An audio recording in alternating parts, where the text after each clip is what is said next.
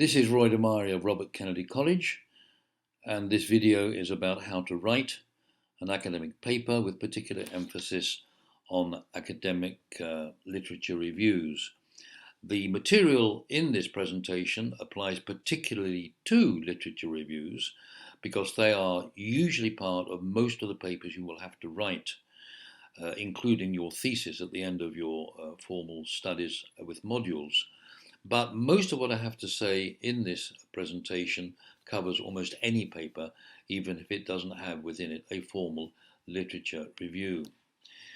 Now, I think we better study straight away why the academic papers are important, what is their purpose, and the first thing to say is that they're very much part of the learning process, and they are complementary to the online interaction on Robert Kennedy College modules. That's the material brought by RKC and by our British University associates to the module for you to study, and of course the forum in which you discuss that material and also bring your own views, opinions and outside sources. So there's complementarity in the learning process. Then there's the inevitable question of how we grade you and ensure that you've passed a given module, and that is done by our grading or marking the assessment papers, and inevitably again that is an important issue as to why you should write a good academic paper, because we'd like you to pass, we'd like you to learn, and I'm sure you'd like to get as good a grade as possible. And then there's this whole idea of the learning process whereby you make the concepts of your academic paper into your own subconscious. They become part of what you are, part of your education, part of what you always remember. Now, the literature review, which is such an important part of any academic paper, again, it allows you to draw upon a broader educational input than that which we cover in the module as such. And then preparing a literature review, obviously it requires you to do a lot of research to find the literature and to read and absorb the literature, and thus it gives you experience in using many sources of academic concept, both in written form, that's books and journals, in textbooks and journals, and also the internet. You are entitled to call upon all three. That's both an academic textbook, often there's one associated with a given module. That's the learned journals, where they are written by academic people with all the academic qualifications they have and the use of citations and so on. And the third source, the internet, is a bit more casual. It is more close to everyday experience, and it's very legitimate, but it shouldn't be there alone. It should always be as part of all three sources of material. And then if you've done a good literature review and absorbed the concepts, this will give you the academic underpinning of whatever paper or research you are conducting. In literature review, in a way I have an obsession. It is to get you to write in your own words. A good literature review is much more than a summary of who said what. In fact, summaries of who said what are very, very boring, and we have to mark them. So we'd like you to at least cheer us up with something interesting to read. So don't just write in terms of who has written what, when. I'd even forget, by the way, most of the historical context, because we're more interested in knowing what the current view is. You might need some historical run-up, but don't write in terms of an historical review. The writer, you, must also analyse the different approaches that authors might have to a given concept, because they're not always in full agreement. In fact, it is that kind of tension of different views that makes one go forward, makes academia go forward. So you may wish to compare and contrast the approach of different authors to a given concept.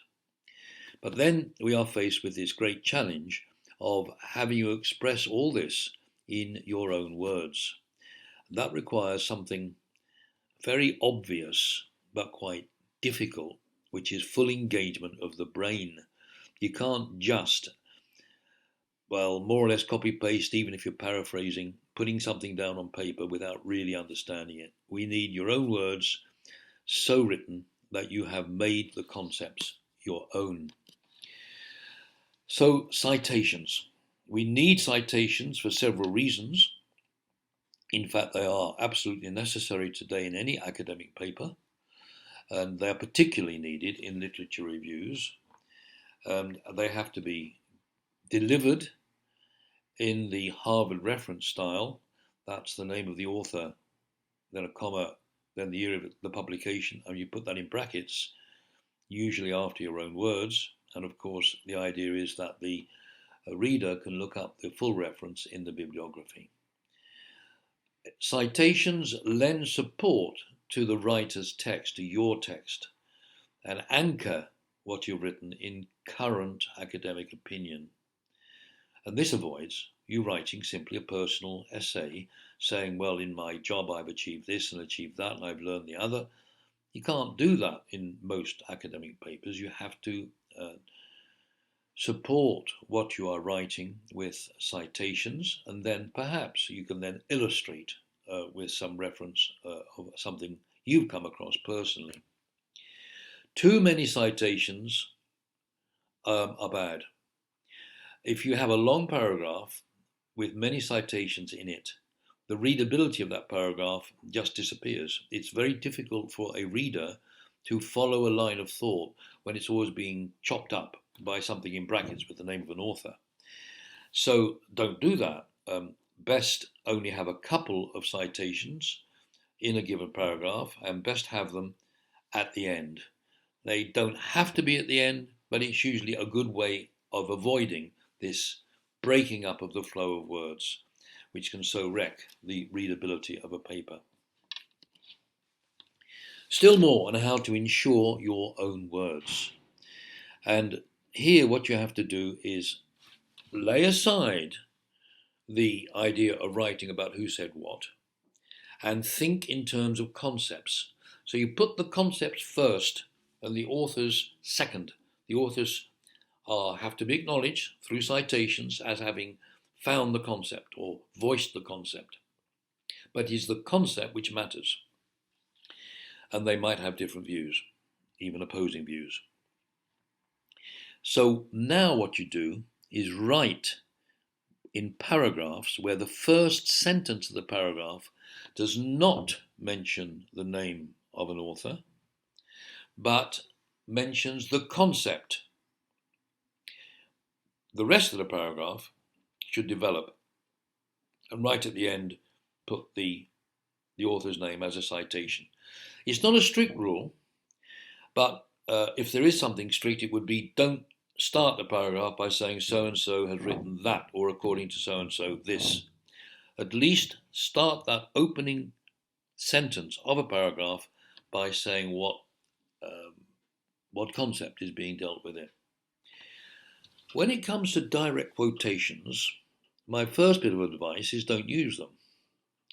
They are inherently boring. They take the risk of letting you just depend on copy pasting. They are likely to increase the similarity index of Turnitin to a level which makes it look suspicious. And again, because you're merely copying somebody else's words, you've not really made it your own. But there is some room for direct quotes, or I should say direct quotations, full quotations, if they are short and pithy and really get something across. Okay, put them in and put them in quotes. I remember in one course there was a nice direct quotation that said, "It's the way we do things round here." And it was quite striking, so it was quite good to have that. But longer definitions, as it was about corporate culture, no, they're not good. Paraphrase is better, express them in your own words. Why do I want the citation later? This is getting repetitive, I know, but at least it's going to make a very important point to you. It is that if you put them after what you have written, you will in turn have written something good in your own words. If you put the citation too early, you'll be tempted to go back into writing a summary. And I want you to avoid writing a summary and to make the concepts very much your own, expressed in your own words. And when you've used your own words, you've opened the gate to analysis. What is analysis? Well, it's a discussion of the value and the applicability of a concept. This is also where you might want to put a person of view, expressing yourself as the writer, or using the passive voice, and then you can express a view of your own about the concept. That is not obligatory, so only do it if you do have a strong person of view. Paragraphing. Well, I think I've already said that paragraphing is the basic building block of any paper, and you should be starting it off with a sentence about the concept or the theme of the paragraph.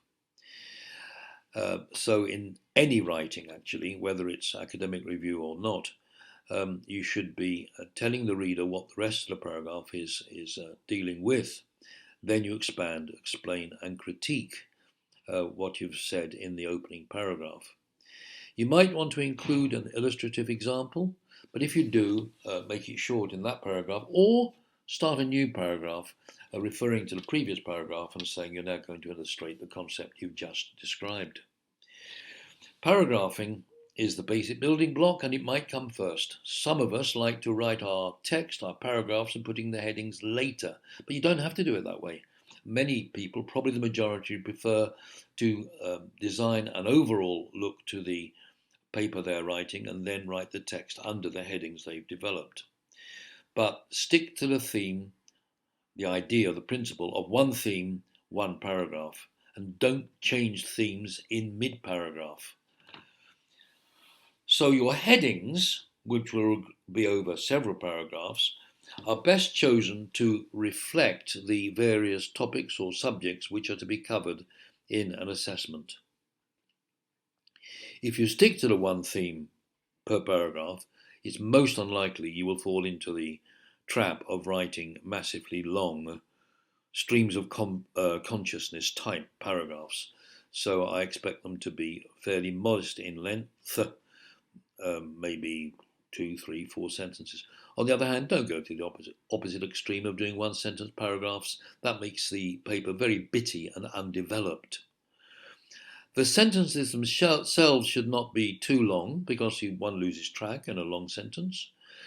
Obviously, speech is different from written text, but I think a good guide would be to say that a sentence should have one main clause and one relative clause, and that if you do want to say many things which are linked together, learn to use these nice little joining words like however, nevertheless, therefore. There are many of them, and just use those to link the sentence to whatever's gone before. Now, the overall structure of a paper is difficult to define, since the only fixed things in it are the abstract and the reference. So let me begin by describing those two. The abstract is not, strictly speaking, a summary. It will, however, tell the reader what is covered in the paper. And the whole idea of it, write it in terms of trying to persuade a reader to read the rest of it. When you're going to publish something, it is the abstract which will decide first and foremost whether even those who judge whether it's publishable will read it or not. The abstract is a very important tool in that regard, and you'll notice in nearly every academic publication of an academic journal type, there is an abstract, and the whole idea, they have been written so that a reader, having read the abstract, is inspired to go to the trouble of reading the whole thing. Now, at the other end of your paper is the bibliography, and my advice there is to make sure you do cover academic books, academic publications, and more guru-like or experience-like internet posts, but don't just have internet alone. In fact, don't have academic ones alone either. Bring yourself up to date by referring also to the internet. Make sure you've got a good mix of all three is the point I'm trying to make. And don't just put them there for the sake of putting them there. You should include in the bibliography only the material that you really have used. The best way to show that it's been used, of course, is to cite it in the main text. If I now turn to how you structure your main text, I'm a bit lost as to know what to say, because there's no standard structure can be proposed when every assessment, every paper has its own purpose and instructions. I just want to say, do make headings which respond to the main points of an assessment, or if it's your paper, the main points, the main topics you want to cover, and then under each heading will be the relevant paragraphs. There is a certain writing style you should adopt. It is a fairly formal style. You would want to avoid slang. If you do use slang, at least put it in quotes and perhaps define what is meant by it in brackets.